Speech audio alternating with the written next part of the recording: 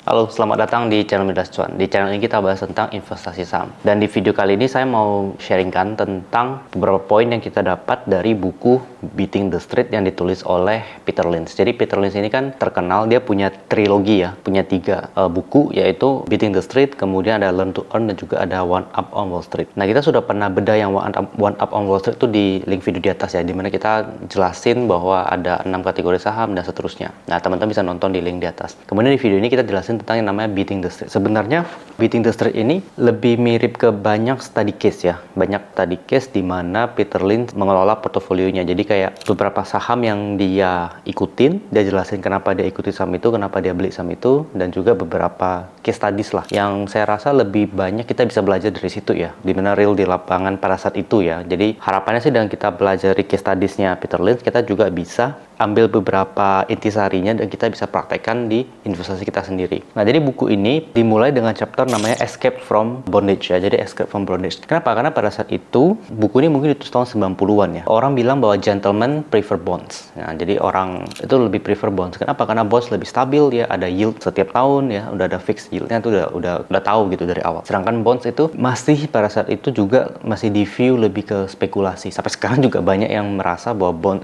saham itu lebih banyak spekulasinya. Padahal sebenarnya kita bisa investing, bisa spekulasi. Sehingga kita nggak bisa fair bilang bahwa saham itu udah pasti judi semua. Nah, jadi di Escape from the Bondage ini Peter Lynch menjelaskan bahwa in the long run pasar saham itu selalu memberikan return yang lebih bagus dibandingkan dengan bonds. Ya, jadi karena bonds itu fix, sedangkan saham itu dia bisa wild, bisa naik turun. Tapi kalau misalnya kita bisa memanfaatkan kayak momen-momen di mana harga saham itu turun dan undervalue, ya kita bisa beli sahamnya dan kita bisa mendapatkan return yang lebih tinggi. Nah, jadi sebagai gambaran ya, IHSG misalnya. IHSG kita dalam 2003 sampai 2023 selama 20 tahun itu naik dari Rp423 jadi mungkin sekitar 7.000. Jadi naik sekitar 15 kali lipat. Anda bayangin, bagaimana mungkin orang-orang yang invest di IHSG selama 20 tahun itu bisa rugi? Anda bisa pick anywhere ya, kapan aja, kemudian tarik sampai sekarang. Harusnya over the long run ya pada akhirnya akan untung selama belinya murah. Tapi kenyataannya banyak loh orang-orang yang rugi di pasar saham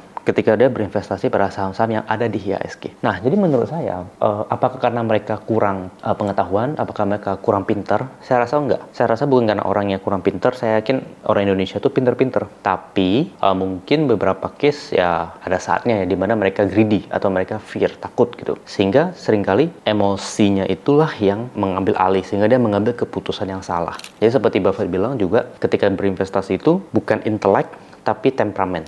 Ya, ketika Anda punya satu temperamen yang benar di pasar saham ya, pada akhirnya Anda juga akan mendapatkan return yang sepadan ketika harga saham itu naik. Karena seringkali misal harga sahamnya turun, padahal kinerjanya fine-fine saja gitu, tapi harga sahamnya turun. Kalau misalnya orang yang temperamental, ketika dia melihat harga sahamnya turun, dia langsung, wah turun nih, jelek sahamnya, buang gitu. Padahal kinerjanya masih stay atau bahkan growing, masih terus naik. Nah, makanya bukan soal inteleknya, tapi soal temperamennya. Ya, karena meskipun ya beberapa case saya lihat juga, meskipun dia tahu nih sahamnya bagus, harganya murah, dia harus jual. Kenapa? Karena dia nggak tahan. Karena dia nggak tahan harganya nggak kemana-mana, atau dia nggak tahan karena harga sahamnya turun. Ya, jadi bukan soal intelek, tapi soal temperamennya. Nah, lalu ada satu kata-kata Peter Lynch yang sangat bagus ya di bukunya itu, yaitu adalah your ultimate success or failure will depend on your ability to ignore the worries of the world long enough to allow your investment to succeed. Jadi kunci suksesnya adalah Anda bisa mengabaikan kekhawatiran, bisa mengabaikan bad news ya. Anda abaikan itu cukup lama sehingga Anda bisa membiarkan investment Anda succeed. Jadi ya pasar kan bisa ups and down ya. Ketika down pasti banyak worries, banyak fear, banyak bad news segala macam. Ketika dia turun, apakah Anda bisa ignore ini? Ya, ketika Anda bisa ignore ini long enough sampai dia bisa balik dan succeed, nah itu baru kita bisa mendapatkan hasil yang baik. Tapi susah gampangnya menurut saya pribadi juga adalah ketika dia menghadapi bad news. Bagaimana cara kita mendetermin apakah bad newsnya ini permanen atau cuma temporer? Nah, tentu ini butuh, menurut saya ya, business insight juga. Kita mengerti tentang marketnya, mengerti tentang industri. Dan seringkali juga bukan hanya mengerti, tapi juga mengakui bahwa kita salah. Ketika kita mengakui bahwa kita bisa saja salah dalam menilai, ya itulah challenge-nya menurut saya. Jadi kayak being stubborn sama being jadi cukup humble untuk mengakui kesalahan. Jadi mix-nya tuh lebih di situ gitu loh. Bukan soal intelek saya rasa semua orang bisa belajar gitu. Tapi kalau soal mengelola emosi di mana Anda humble atau Anda tetap push on gitu loh. Nah, itu yang menurut saya agak susah. Jadi karena hal saham itu banyak kocokannya, banyak naik turunnya, orang tuh mungkin lebih prefer kayak something yang stabil aja deh. Buffett juga pernah mengatakan bahwa dia tuh lebih prefer value-nya ya. Misalnya dia beli saat di harga $1, jadi dia tuh lebih prefer sahamnya jadi $14 tapi bumpy ya. Tapi bumpy daripada sahamnya cuma jadi 12 tapi smooth. Nah, dia itu lebih prefer yang agak bumpy nggak apa-apa tapi sampainya lebih tinggi. Nah, itu prinsipnya Buffett. Kalau teman-teman pernah dengar quotes itu, silakan cari quotes itu. I rather prefer bumpy 14 dan smooth 12. Kok saya nggak salah dia bilangnya kayak gitu. Nah, terus yang lebih ekstrimnya ya adalah kenapa sih pasar saham itu bisa menghadapi periode-periode yang ekstrim? Kan itu pertanyaan pentingnya. Karena ya pasar saham itu simply psychology. Karena banyak orang, ya bahkan sekarang sudah ada AI, ada robot juga, saya rasa pada akhirnya juga bukan berarti bahwa itu akan membuat market itu menjadi lebih efisien. Ya, kadang-kadang mungkin ada momen-momennya di mana market itu tidak efisien. Ya, ketika misalnya terjadi panik, terjadi crash atau terjadi euforia, itu market kan tidak efisien. Ya, kita sebagai investor yang rasional, kita melihat harga sahamnya turun, harusnya nggak boleh semurah ini, ya kita beli. Dia naik, harusnya ini udah terlalu mahal, ya kita jangan ikutan beli. Nah, jadi ini bertentangan dengan kalau teman-teman pernah dengar yang namanya efficient market theory, ya, di mana mengatakan bahwa pasar saham itu sudah efisien, jadi kita nggak mungkin bisa menemukan bargain, ya nggak mungkin kita bisa menemukan peluang-peluang yang value-nya lebih rendah. Nah, jadi menurut Buffett ini adalah total nonsense dan tidak masuk akal menurut dia. Karena ya once in a while ya kita bisa menemukan peluang-peluang di mana itu adalah peluang yang menarik in terms of value ya, value-nya lebih tinggi daripada harganya dan kita bisa beli dengan margin of safety yang besar. Jadi ibaratnya seperti Anda nemu, ya ini kalau nggak salah ada ceritanya satu profesor, saya lupa profesor apa, cerita satu profesor di mana dia sama muridnya di jalan, ya profesornya ini menganut efficient market, nemu uang 100.000 di jalan. Terus anak ini bilang ke profesor, terus profesor bilang nggak mungkin tuh 100.000, kalau bisa uang 100.000 udah diambil sama orang. Nah, tapi kita sebagai investor adalah kita bisa deketin, kita lihat ini benar nggak 100.000. Oh ini benar, ya udah kita ambil. Jadi kita nggak usah jadi kayak profesor itu yang melihat bahwa market ini sudah efisien, nggak mungkin kita bisa menemukan peluang-peluang yang under value. Tapi kita ya lihat aja, siapa tahu iya. Ya kok misalnya iya ya kita ambil. Nah, itulah filosofinya. Jadi escape from the bondage ini juga bukan hanya kita, ya boleh lah kita invest ke bonds, kita cari bonds yang memberikan fixed return yang bagus, ya harganya lagi murah misalnya, kalau misalnya ada ya silakan. Tapi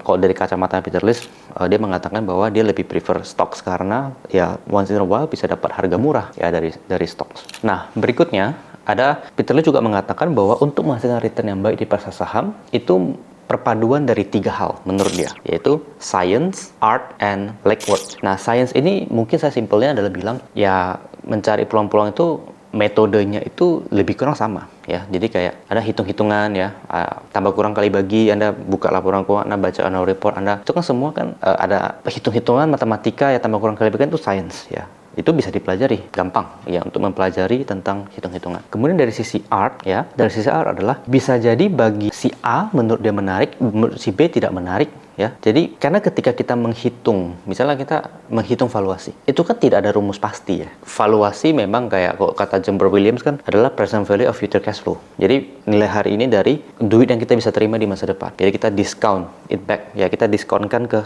hari ini nilai present value-nya berapa.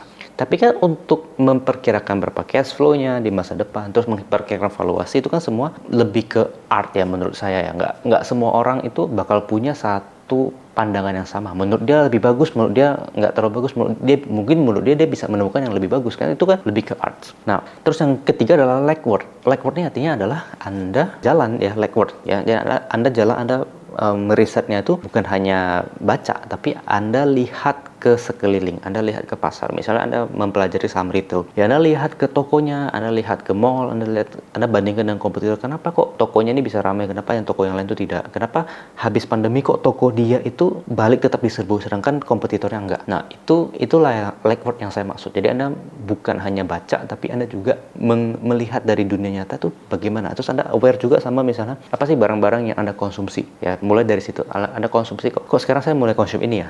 Nah, itu coba Anda Anda aware, sekarang saya lebih pengen beli ini ya. Nah, itu coba Anda aware. Siapa tahu ya, ada sahamnya juga. Jadi Anda biasanya kalau misalnya di makanan kan ada tuh di baliknya kan ada PT apa yang buat. Nah, itu Anda coba cek. Siapa tahu Anda bisa menemukan peluang dari situ. Jadi kita nggak bisa bilang bahwa cuma untuk orang finance saja, karena perpaduan dari science, art, dan legwork. Karena kalau misalnya kita lihat dari Pak Low Keng Hong misalnya, kan beliau jurusan sastra. Charlie Munger, beliau jurusan hukum. Ya, Warren Buffett memang jurusan bisnis. Tapi nggak selamanya semua yang jurusan bisnis itu jadi investor yang bagus, atau semua akuntan jadi investor yang bagus. Karena perpaduan dari semua hal ini dan juga temperamen tadi kan. Nah, kenapa kita perlu lakukan semua hal itu tadi? Karena kalau kata Peter Lynch dari bukunya, bukan hanya di One Up on Wall Street, tapi juga di Beating the Street, Peter Lynch mengatakan bahwa stocks follow earnings. Jadi harga saham akan mengikuti laba bersihnya. Dan kita sudah berkali-kali bilang, entah di YouTube, entah di Instagram, semua kita sudah katakan bahwa harga saham itu memang akan ngikut ke harga laba bersihnya. Teman-teman bisa lihat dari berbagai contoh di sini ya, screenshot di sini, kita bisa lihat yang merah itu adalah harga saham, yang kuning itu adalah laba bersih. Kita bisa lihat berjalannya beriringan. Ya memang dia nggak pas-pas banget, tapi over the long run dia gejalanya tuh mirip gitu loh. Nah, jadi kita fokusnya ke laba bersihnya. Nah, kayaknya nggak afdol kok misalnya saya nggak jelasin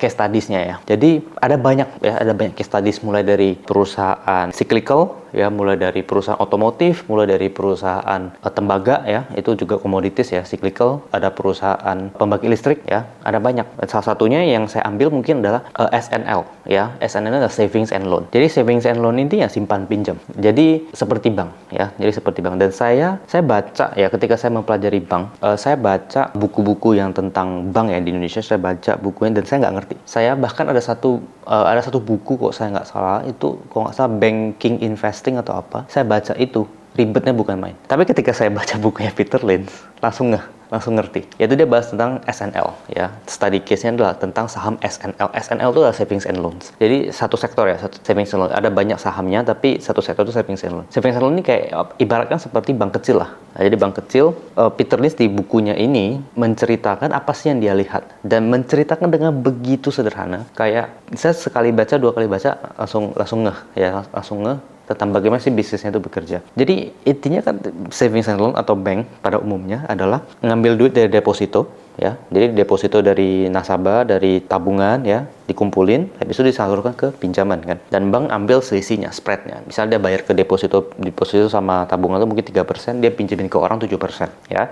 Jadi dapat selisih 4%. Nah, itulah bisnis model banknya itu lebih kurang seperti itu. Nah, jadi ada beberapa hal yang Peter Lynch lihat, yaitu ada current price, IPO price, equity to asset, dividends, book values, PE ratio, high real estate assets, 90-day NPL, dan juga real estate owned. Jadi kalau saya ambil, jadi teman-teman bukan hanya ingat beberapa matriks ini, yang penting teman-teman ingat the logic ya. Anda ingat logiknya, karena nggak perlu Anda hafal. Saya ambil intisarinya lah dari SNL ini adalah, bagi Peter Lynch, perusahaan SNL atau bank yang bagus adalah satu, low cost. Ya, dia harus low cost. Dan juga prudence, ya, low cost dan prudence. Low cost ini maksudnya adalah dia bisa beroperasi dengan biaya yang serendah mungkin. Jadi manajernya itu atau direksinya atau manajemennya itu thrifty. Thrifty itu artinya adalah hemat. Jadi dia bisa operational cost-nya dia bisa tekan, dan juga dia bisa menjaga trust dari customer-nya, dari deposannya, sehingga deposannya itu bukan menyimpan duit karena dia mau cari yield, tapi dia simpan duit karena dia memang trust, memang dia taruh itu untuk transaksi misalnya di bank, ya, jadi untuk tabungan. Jadi ibaratnya sama seperti BCA misalnya, kita ambil contoh BCA. Ya BCA kalau misalnya kita kan pakai duit, taruh duit di BCA kan bukan kita kejar depositonya, kita taruh memang kita buat transaksi kan. Kayak kita mau beli apa bisa pakai QR BCA, kita mau kirim uang bisa pakai yang BCA. Beda dengan misalnya bank lain, bank yang lebih kecil ya. Mungkin kita taruh ke sana ya ada duit lebih, kita ngincer yield. Kalau misalnya yieldnya di tempat lain lebih besar, kita pindah duitnya. Nah, sedangkan di bank kan duitnya itu dipakai buat dipinjemin kredit ke orang lain gitu kan. Duitnya itu sebenarnya nggak ada di situ, tapi dipinjemin kredit ke orang lain. Sehingga ketika banyak orang tarik, ya dia harus duitnya gimana caranya untuk memenuhi, itulah namanya liquidity crisis. Jadi dari sini adalah kita belajar sebisa mungkin kita prefer bank atau kalau di case ini savings and loan yang prudence dan juga low cost. Jadi low cost-nya itu berbiaya rendah. Jadi kalau misalnya kayak kalau di banking unit economics adalah dalam percentage. Jadi misalnya dia bayar ke deposan 3% ya. Kalau dia bayar ke deposan 3%, dia pinjemin ke orang let's say 10%. Dia dapat selisih kan 7%. Nah, jadi dia dapat selisih 7% ini, kalau misal operational cost-nya dan juga hapus bukunya tidak melebihi 7%, ya dia make money. Ya, jadi kalau misal dalam contohnya sini diambil adalah contoh dari Jimmy Stewart ya. Jimmy Stewart ini adalah salah satu savings and loans yang sangat-sangat hati-hati dan juga sangat-sangat hemat. Jadi kalau dari case-nya ini adalah BEP-nya si Jimmy Stewart itu adalah kalau misalnya dia bisa memenuhi 1,5% saja. Jadi ibarat gini, misalnya dia bayar ke deposannya 4%. Oke, dia bayar ke deposan 4%. Operational cost-nya itu 1,5%. Tadi kan kita bilang BEP cost-nya 1,5% kan. Berarti kan total cost-nya 5,5%. Kalau dia pakai duit dari deposannya, dia belikan bond saja yang yieldnya 6%, dia udah make money loh. Tentang mikir kayak gitu nggak? Misalnya dia bayar ke deposan 4%, kemudian dia bayar untuk seluruh biaya operasional itu 1,5%. 1,5% dari mana? Dari total dana yang dikumpulkan. Dia taruh semua dananya ke bond saja 6%, itu sudah udah langsung BEP dia, udah tutup, bahkan udah untung sedikit. Apalagi kalau misalnya dia taruh, misalnya dia pinjemin ke mortgage, yang mortgage mungkin yieldnya mungkin 10%. Jadi dia bisa dapat yield 10%, dia bayar 4%, sisa 6%, dia bayar ke operasional 1,5%, masih ada sisa 4,5% ya.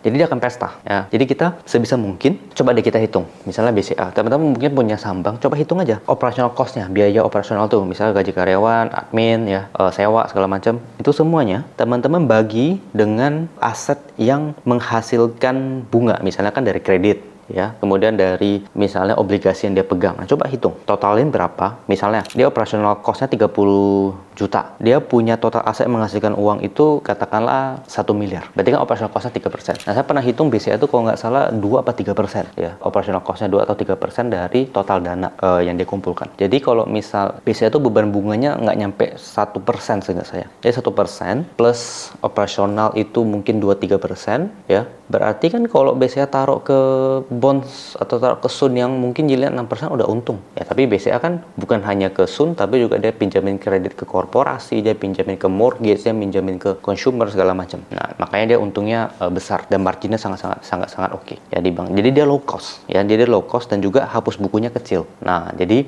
dalam case ini juga Jimmy Stewart itu juga selain dia low cost, dia juga prudent, hati-hati. Caranya tahu dari mana? Ya lihat dari kredit yang dihapus buku ya, dari NPL 90 hari ya, non-performing loans 90 days non-performing loan, lihat dari situ. Nah, terus dalam case di Jimmy Stewart ini juga adalah Peter Lynch itu lebih prefer kalau dipinjemin bukan ke commercial loan ya. Jadi kalau dalam case-nya ini tidak, Peter Lynch nggak pengen ke commercial loan. Jadi commercial loan itu misalnya adalah kalau dalam contoh ini misalnya untuk capex, untuk ekspansi. Nah, Peter Lynch lebih prefer tidak yang seperti ini, bukan yang untuk capex. Kenapa? Karena ekspansi itu bisa gagal. Ini dalam case Peter Lynch ya, bisa gagal sehingga bisa, atau mungkin ekspansi tidak berjalan dengan semestinya gitu.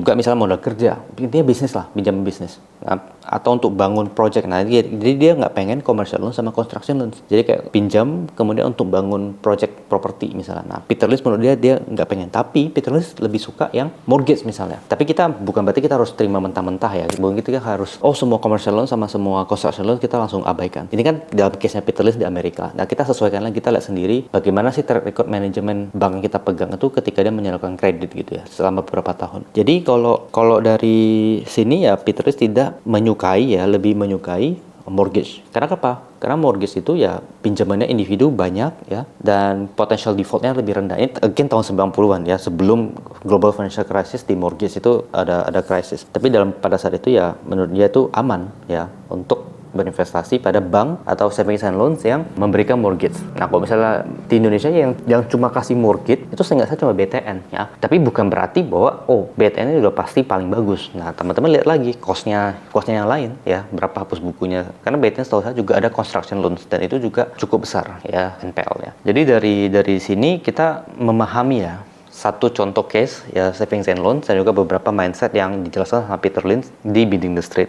Nah, tentu saya nggak mau spill semua study case-nya, teman-teman boleh baca sendiri nanti. Tapi salah satu contohnya itu adalah ini. Dia ada satu chapter cukup panjang, tapi cukup ringkas dan cukup ringan untuk dimengerti gitu tentang bisnis savings and loan. Bahkan saya baca buku yang tebal-tebal tentang bank invest aja nggak ngerti, tapi begitu baca satu chapter tentang savings and loan langsung ngerti. Jadi saya sangat rekomend untuk teman-teman baca. Dan juga ada banyak study case lain, tadi saya udah jelasin, ada copper tuh bukan copper ini ya, tapi tembaga. Terus ada pembangkit listrik ya, ada energy companies, commodities ya, otomotif, banyak. Teman-teman bisa baca nanti supaya teman-teman juga punya pemahaman di situ. So, thank you semua sudah nonton. Sampai jumpa di video selanjutnya. Semoga bermanfaat. Dadah.